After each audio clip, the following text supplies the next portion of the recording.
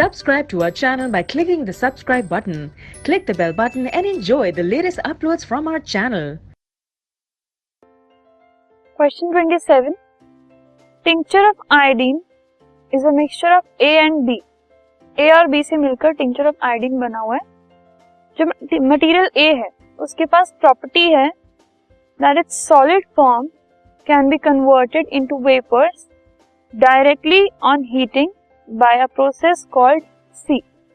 C process use करके हम A को उसके वेपर्स में कन्वर्ट कर सकते हैं.